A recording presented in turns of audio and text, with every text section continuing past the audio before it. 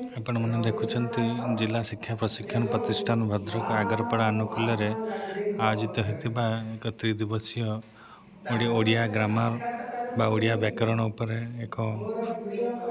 content enrichment programme ए state RP doctor Chakradhar Biswal session टी दौरान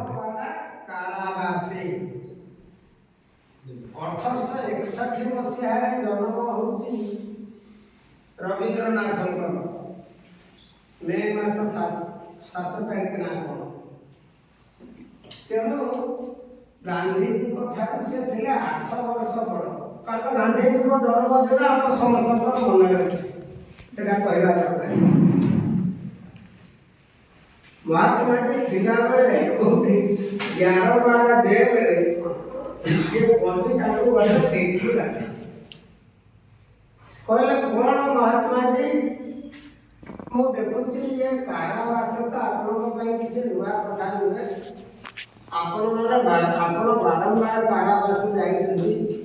किंतु आज कोण देखुची आपण टिके झड़ी जाइछन्ती आपनकर शारीरिक छिन्नता हम लक्ष्य करूची आपण सरुआ देखाउछन्ती मते मु तो आपन बयस बड़ आप देखुना कि मुझे तेजिया अच्छी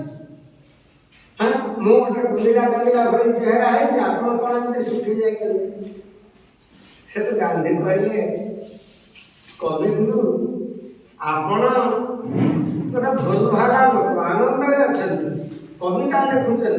कल्पनार राज्य विचरण कर कविता उपन्यास सब लिखुं किंतु मोर पड़ा बहुत चिंता मुझे जनतार चिंता करुच्ची देशवासी को चिंता करुच्ची आउ मो देह आम ओडिया कहते चिंता खाए पड़ती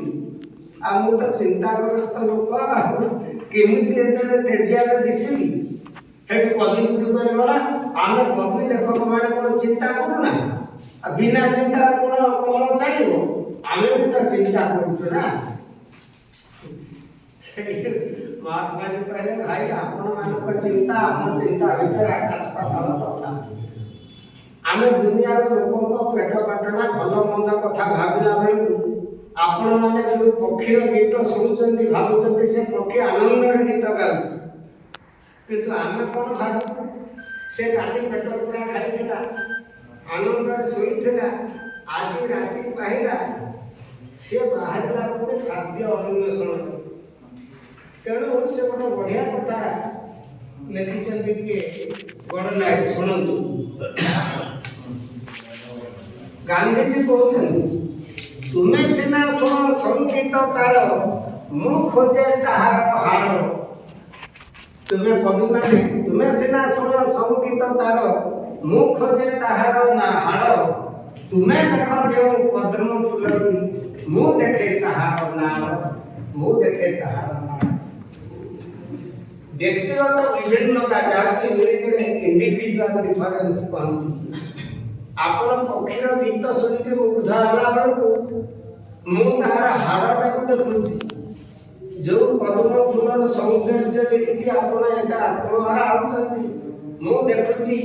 से कंटक जड़ित मु देखुची तार नाड़ नाड़ देखला माने कौन मुरल नाड़ कंटा अच्छी ये कथा मु भाई भौणी मैंने कहूँ भाई भौणी कहवा ये संगठन को आपण मैंने आदर ग्रहण करें कारण आम समस्त एका जातिर लोक जे